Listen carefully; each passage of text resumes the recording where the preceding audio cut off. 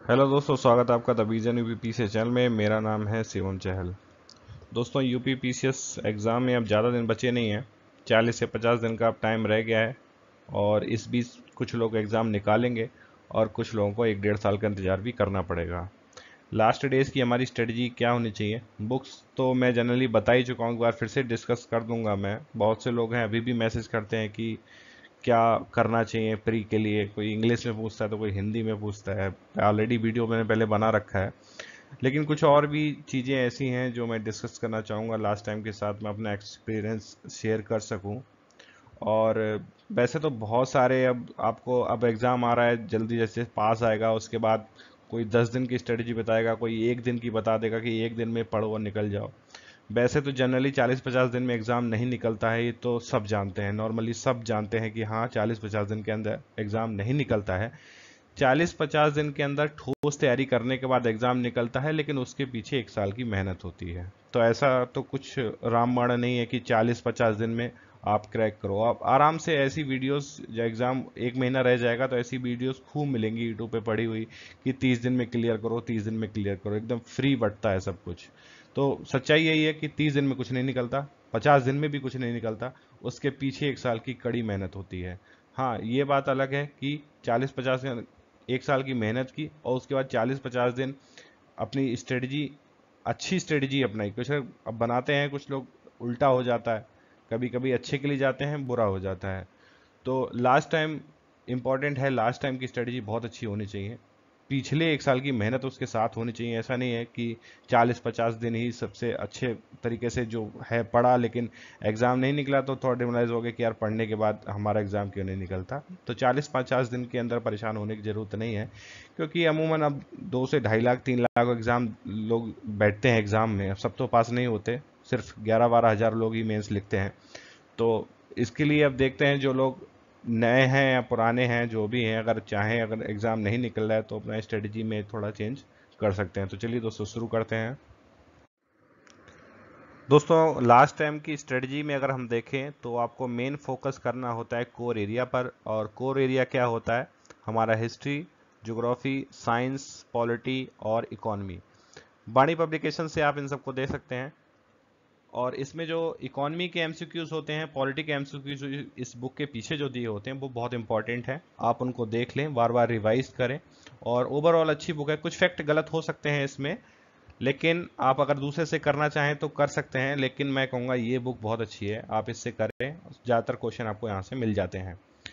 बात आती है घटना चक्र की, तो सब लोग जानते हैं घटना चक्र रिवाइज करने के लिए ठीक है, आपकी एबिलिटी चेक करने के लिए ठीक है, आपकी तैयारी कैसी करनी, आप कैसी है, ये ठीक है इसमें करने के लिए।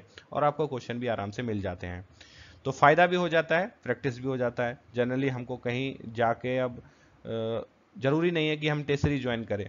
ठीक है, तो इस घटना चक्र के जो एमसीक्यूज होते हैं वो आसानी से आपको हेल्प करते हैं। अब तो हिंदी और इंग्लिश दोनों में आता है, तो इंग्लिश मीडियम वालों के लिए भी दिक्कत नहीं है। करंट के लिए अगर आप देखेंगे तो पीडी देख सकते हैं, घटना चक्र देख सकते हैं, क्रॉनिकल देख सकते हैं, दृष्टि भी देख सकते हैं, और एक ई दृष्टि आता है ऑनलाइन, उसको भी देख सकते हैं। और साथ में आप जीके टुडे को भी देख सकते हैं। लोग सोच रहे होंगे 4-5 किताबें बता दी सबको देखने के लिए, तो ऐसा नहीं है। देखिए, करंट कहाँ से आएगा किसी को नहीं पता, लेकिन इंपॉर्टेंट बहुत है, ये सबको पता है। और जीके टुडे मैं तो डेली करता हूँ। मैंने कुछ डालने की कोशिश भी की थी, तो बाद में लोगों ने मना कर दिया था कि आप ये मत डालो, ये हमारे काम का नहीं है। लेकिन रियलिटी में आपको बता दूं, जीके टुडे से क्वेश्चन जो है कॉपी किया जाता है आयोग के द्वारा।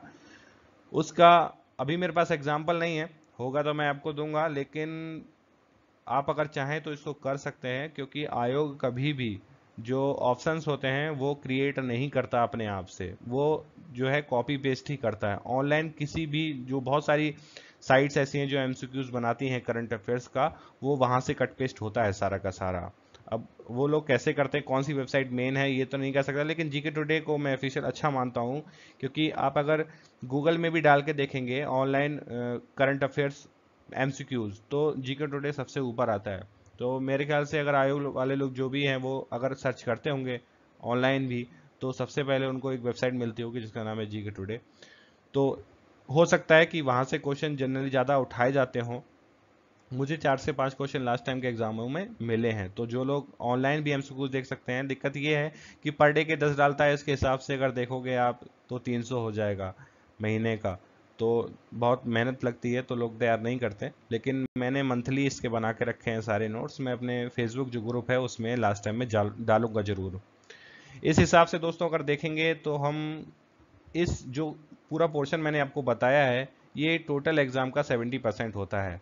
आप बहुत अच्छी मेहनत अगर इसमें आपने कर लिया और 70% का मान लीजिए आप अगर 60 भी कर गए तो आपके लिए बहुत अच्छा है। बाकी का तो जो 30% है आपको सिर्फ उसमें 10% ही मेहनत करनी पड़ेगी। उसमें आपका क्या आता है, पॉपुलेशन आ सकता है, यूपी स्पेशल करंट आ सकता है, एग्रीकल्चर के कुछ क्वेश्चन हो सकते हैं और नॉर्मली जनरल नॉलेज के कुछ क्वेश्चंस हो सकते हैं।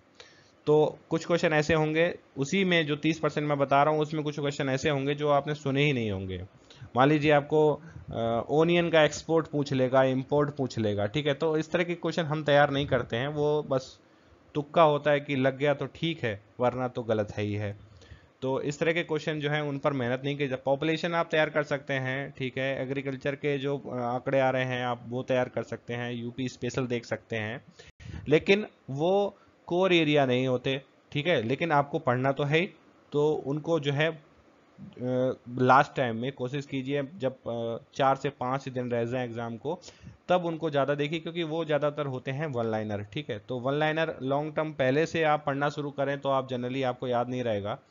तो जो कोर एरिया होता है उस पर आप पहले खूब फोकस करें, उसके बाद जब 10 दिन आ जाएगा बाद में तो वन लाइनर जो फैक्ट होता है उसको ऊपर ध्यान देना शुरू कर दें और जो मेन एरिया होता है आपका उसके जो है आप क्वेश्चन करना शुरू कर दें। तो इस तरह से जो है आप कर सकते हैं। दूसरा एक चीज़ और है, करंट का अगर मैं बताऊं तो कुछ लोग करंट का अगर नोट्स आप बनाएंगे तो मैं मेरे ख्याल से आप अगर पीडी क्रॉनिकल ई जो दृष्टि आती है वो और जीके टुडे अगर आप सबका नोट्स बनाएंगे तो मेरे ख्याल से वो 30 से 40 पेज का, ज़्यादा इससे ज़्यादा पेज का नहीं बन सकता किसी भी हाल में, क्योंकि जब आप नोट्स बनाएंगे खुद के तो वो जनरली शॉर्ट ही हो जाता है। अब दो फैक्ट तरह से क्वेश्चन आ सकता है, एक होता है डेट वाइज और आंकड़े पे। तो डेट में अगर पूछ लिया जाएगा कि मान लीजिए जाएगा कि भारत का सबसे अब तक का सबसे भारी सैटेलाइट किस डेट को छोड़ा गया या जिस छोड़ा गया है उसका वजन कितना है, ठीक है। तो ये दो क्वेश्चन इस तरह के हो गए। एक क्वेश्चन ऐसे पूछा जाएगा कि हाल ही में अभी किस देश ने अपनी पहली अंडर वाटर कैबिनेट मीटिंग जो है की है, तो ये मालदीव ने की है। तो इस तरह के जो फैक्ट होते हैं आसानी से याद रह जाते हैं, लेकिन आंकड़ों पे आधारित फैक्ट आसानी से याद नहीं रहते, तो कोशिश कीजिए उनको ज़्यादा रिवाइज करने की। दोस्तों मुख्य सचिव ने लेटर जारी किया है और सारे विभागों से जो है पूछा है कि भाई 31 अगस्त 2017 तक आप बताइए कि आपके यहाँ कितने लोग रिटायरमेंट ले रहे हैं, कितनी पोस्टें खाली हैं।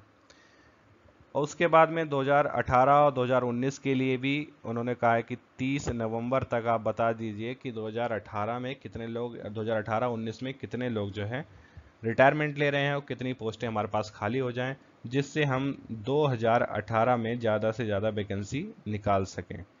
तो 2017 में अब कोई बड़ी वैकेंसी आए तो ऐसा उम्मीद कम ही है, और आएगी तो नवंबर या दिसंबर के बाद। उसकी वजह ये है कि 2016 अपर का एग्ज़ाम का भी अभी तक कुछ नहीं हुआ है, ना रिजल्ट आया ना इंटरव्यू हुआ है, तो उसमें भी टाइम लगेगा।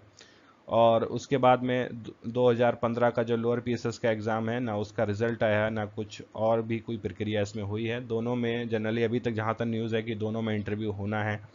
लोअर का इंटरव्यू हटना है तो नेक्स्ट ईयर से होगा, इस साल से लागू नहीं होगा। और 2015 का लोअर फंसा हुआ है, 2016 का एग्ज़ाम ये भी फंसा हुआ है, तो 2017 तो ऐसे ही जाने वाला है। उम्मीद करते हैं कि लास्ट तक नवंबर या दिसंबर में कहीं जाके कोई पोस्ट निकले। फिलहाल 2018 में बम्पर पोस्टें आने वाली हैं, ये चीज़ एकदम क्लियर है।